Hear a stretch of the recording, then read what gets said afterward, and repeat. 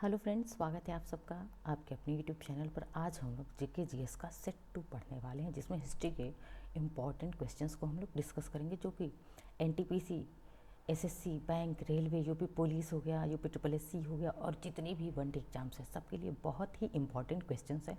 तो आइए बिना देर किए शुरू करते हैं अपनी क्लास और देखते हैं आज के महत्वपूर्ण प्रश्नों को।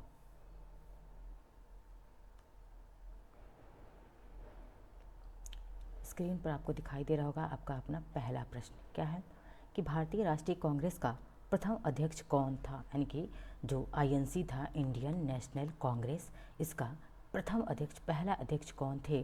तो कौन थे? ऑप्शन ए है सुरेंद्र नाथ बनर्जी, ऑप्शन बी दादा भाई नौरोजी या व्योमेश चंद्र बनर्जी या जी के गोखले, जिन्हें हम गोपाल कृष्ण गोखले कहते हैं। तो भारतीय राष्ट्रीय कांग्रेस के पहले अध्यक्ष कौन थे? डब्ल्यू.सी. बनर्जी थे। इससे संबंधित कल एक प्रश्न आया था आईएनसी से कि आईएनसी की जो पहला बैठक कहाँ पे हुआ था? बॉम्बे में हुआ था, गोकुलदास तेजपाल संस्कृत महाविद्यालय में हुआ था। और उसी में अध्यक्षता किसने किया था? व्योमेश चंद्र बनर्जी, जो कि पेशे से क्या थे? एक वकील थे। ठीक है, आगे बढ़ते हैं। एक चीज़ यहाँ पे देखिए, दादा भाई नौरोजी, इनसे संबंधित कल प्रश्न आया था कि grand old man of India किसे कहा जाता है? तो दादा भाई नौरोजी को कहा जाता है। याद रखिएगा सारे प्रश्न। दूसरा प्रश्न देखते हैं, भारतीय राष्ट्रीय कांग्रेस की प्रथम महिला अध्यक्ष कौन थी? अभी देखिए वहाँ अध्यक्ष पूछा था, ठीक है, और यहाँ पे महिला अध्यक्ष, फीमेल अध्यक्ष की बात कर रहा है। तो सबसे पहले महिला अध्यक्ष कौन थी? देखिए, एनी बेसेंट, सुचिता कृपलानी, सरोजनी नायडू या फिर कादम्बिनी गांगुली। तो बात करें हम, ऑप्शन ए हमारा राइट आंसर है। भारतीय राष्ट्रीय कांग्रेस की प्रथम महिला अध्यक्ष थी एनी बेसेंट। कब बनी थी? 1917 में बनी थी। लेकिन अगर भारतीय महिला अध्यक्ष ठीक है, लेकिन उसके साथ भारतीय महिला अध्यक्ष पूछे तब कौन थी? तब सरोजनी नायडू थी। ठीक है, आगे बढ़ते हैं, देखते हैं अगले प्रश्न की तरफ। हमारा तीसरा प्रश्न क्या कहता है? तीसरा प्रश्न है कि वर्ष 1929 में कांग्रेस का अधिवेशन कहाँ पर हुआ था? यानी कि यह बहुत ही मतलब इम्पॉर्टेंट, ये क्या है? बहुत ही इम्पॉर्टेंट ईयर है 1929। ठीक है, तो पूछ रहे हैं कि 1929 में कांग्रेस का जो अधिवेशन था वो कहाँ पे हुआ था? तो लखनऊ, कोलकाता, लाहौर या कराची। तो कहाँ पे हुआ था? ऑप्शन सी हमारा राइट आंसर है, लाहौर में हुआ था यह अधिवेशन। लाहौर अधिवेशन हुआ था और इसकी अध्यक्षता किसने किया था? JL नेहरू, यानी कि जवाहरलाल नेहरू जी ने किया था। इन्हें चाचा नेहरू भी कहा जाता है। ठीक है, याद रखिएगा कि लाहौर अधिवेशन बहुत इम्पॉर्टेंट है। लखनऊ अधिवेशन, जिसमें गरम दल नरम दल क्या हो गए थे? एक हो गए थे। जो सूरत विभाजन हुआ था 1907 में, गरम दल नरम दल अलग हो गए, वहीं लखनऊ अधिवेशन होता है। तो इस लखनऊ अधिवेशन में क्या होता है? गरम दल नरम दल एक हो जाते हैं। ठीक है, इसकी अध्यक्षता किसने किया था लखनऊ अधिवेशन की? तो अंबिकाचरण मजूमदार ने किया था। सारे प्रश्न को, सारे एक्सप्लेनेशन को आप लोग याद रखिएगा। चौथा प्रश्न है कि कांग्रेस की एकमात्र अधिवेशन की अध्यक्षता महात्मा गांधी ने किया था। तो कौन सा अधिवेशन था? एकमात्र अधिवेशन था, सिर्फ एक बार ही अध्यक्षता किया था महात्मा गांधी जी ने। वह कौन सा अधिवेशन था? मुंबई अधिवेशन, फैजपुर अधिवेशन, लखनऊ अधिवेशन, बेलगांव अधिवेशन। बात करें लखनऊ अधिवेशन का, मैंने बता दिया कौन थे? अंबिकाचरण मजूमदार थे। और गांधी जी ने किस अधिवेशन की अध्यक्षता किया था? सिर्फ एकमात्र अधिवेशन, जो कि बेलगांव। कहाँ पे? बेलगांव। कहाँ पे? कर्नाटक में ये बेलगांव। इसी की अध्यक्षता कब किया था इन्होंने? 1924। डेट भी याद रख लीजिए, क्योंकि आपसे जब अध्यक्षता पूछ दिया किसने किया तो डेट भी पूछ सकता है। इसलिए 1924 में इन्होंने अध्यक्षता किया था। आगे बढ़ते हैं, देखते हैं पाँचवें प्रश्न को। पांचवा प्रश्न है, भारतीय राष्ट्रीय कांग्रेस के किस अधिवेशन में मौलिक अधिकार और आर्थिक नीति को पारित किया गया था? भैया वेरी वेरी इंपॉर्टेंट क्वेश्चन है। तो कब मौलिक अधिकारों को और आर्थिक नीति को पारित किया गया था? तो कानपुर अधिवेशन 1925, लाहौर अधिवेशन 1929, कराची अधिवेशन 1931 या लखनऊ अधिवेशन 1936। तो कब हुआ था? तो देखिए, मौलिक अधिकार और आर्थिक नीति को पारित किया गया था लाहौर अधिवेशन, जो कि 1929 में हुआ था। कहाँ पे हुआ था? यह रावी नदी, ये भी पूछा हुआ है, रावी नदी के तट पर हुआ था। रावी नदी के तट पर हुआ था। ठीक है, अध्यक्षता मैंने बता दिया किसने किया था? तो जवाहरलाल नेहरू जी ने किया था। एक्चुअली क्या है कि यही जो अधिवेशन था इसलिए महत्वपूर्ण है कि यहाँ पे तो मौलिक अधिकार और आर्थिक नीति को शामिल करने के साथ साथ यहीं से जो जवाहरलाल नेहरू जी हैं, इनके राजनीतिक सफ़र की शुरुआत हो जाती है। ठीक है, यहीं से ये एंट्री मारते हैं पॉलिटिक्स में। ठीक है, आगे देखते हैं। छठा प्रश्न है, बंगाल विभाजन के विरोध में शोक दिवस कब मनाया जाता है?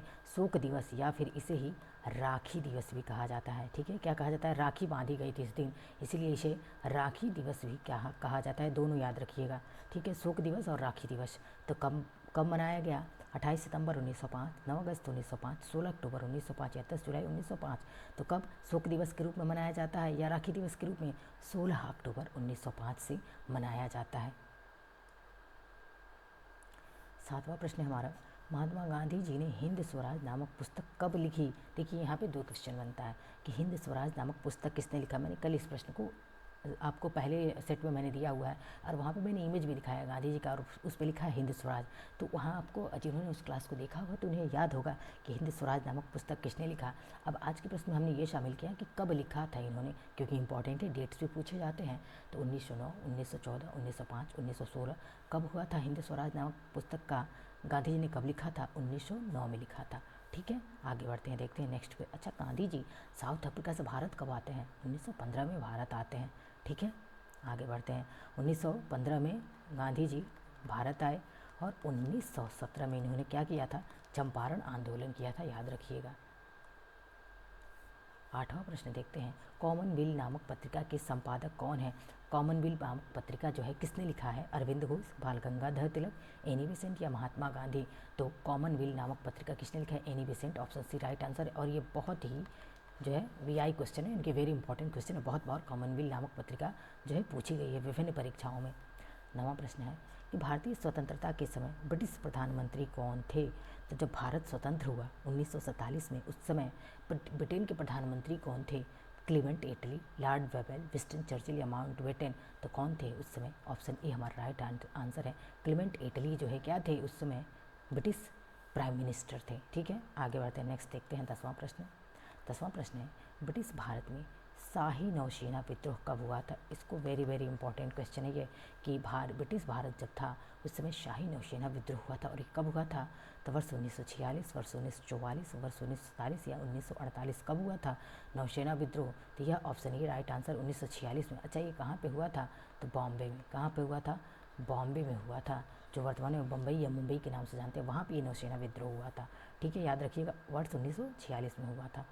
11वां प्रश्न देखते हैं, कामागाटा मारू नामक नामक घटना कब हुई थी? ये भी इम्पॉर्टेंट क्वेश्चन है, ये वेरी इंपॉर्टेंट क्वेश्चन है कि कामागाटा मारू नामक घटना कब हुई थी?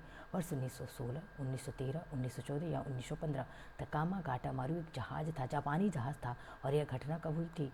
ऑप्शन सी राइट आंसर है 1914 में। 1913 में क्या हुआ था आप लोग बताइएगा। मैंने कई बार जिन्होंने हमारी प्रीवियस लेक्चर्स को देखा है उन्हें पता होगा। सैन फ्रांसिस्को में जो है लाला हरदयाल ने किस पार्टी की स्थापना की? चलिए बता देती हूँ, गदर पार्टी। किसकी? गदर पार्टी की स्थापना हुई थी। ठीक है, आप सबका रिवीजन हो जाएगा। 12वां प्रश्न देखते हैं, क्रिप्स प्रस्ताव को पोस्ट डेटेड चेक किसने कहा था? तो क्रिप्स प्रस्ताव को पोस्ट डेटेड चेक किसने कहा? क्रिप्स प्रस्ताव आया कब था? 1942 में क्रिप्स प्रस्ताव आता है। और इसको पोस्ट डेटेड चेक किसने कहा? राजेंद्र प्रसाद, भीमराव अम्बेडकर, महात्मा गांधी या जवाहरलाल नेहरू? तो महात्मा गांधी ने पोस्ट डेटेड चेक कहा था। जवाहरलाल नेहरू, याद है डेट, याद रखिएगा 1929। कौन सा अधिवेशन?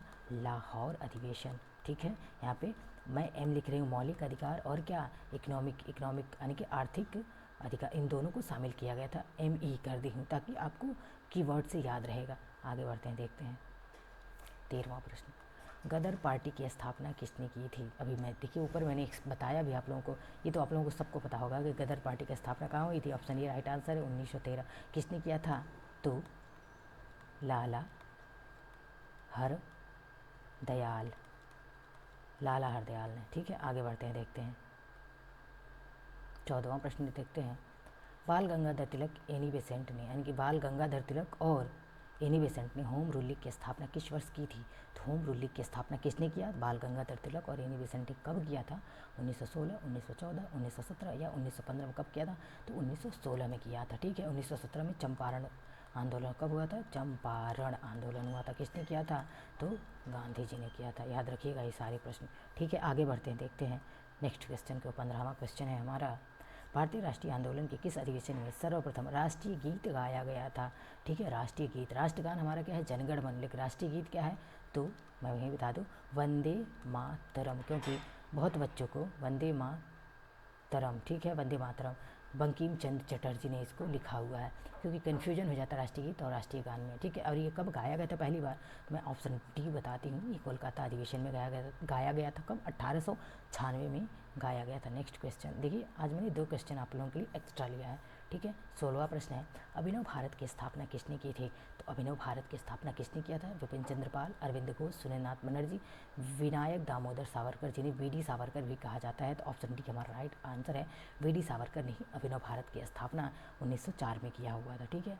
आज का अंतिम प्रश्न 17वां प्रश्न है, मराठा पत्रिका का संपादन किसने किया था? तो मराठा पत्रिका का संपादन जो है बाल गंगाधर तिलक, महात्मा गांधी, सुभाष चंद्र बोस या अरविंद घोष। तो मराठा पत्रिका का संपादन बाल गंगाधर तिलक ने किया हुआ था। ये हमारे इंपॉर्टेंट क्वेश्चंस थे। क्लास को लाइक शेयर सब्सक्राइब कमेंट करते रहिए। मिलते हैं नेक्स्ट क्लास में। देखिए हमारी नेक्स्ट क्लास में एक जो भी हमारे आधुनिक भारत में जितने भी पत्रिकाएं हैं, मैं एक शॉर्ट लिस्टिंग करके आप सबको इकट्ठा दे दूँगी पत्रिकाओं को, ताकि आप लोग को रिवीजन करने में आसानी हो जाए, ठीक है। मिलते हैं नेक्स्ट क्लास में। धन्यवाद।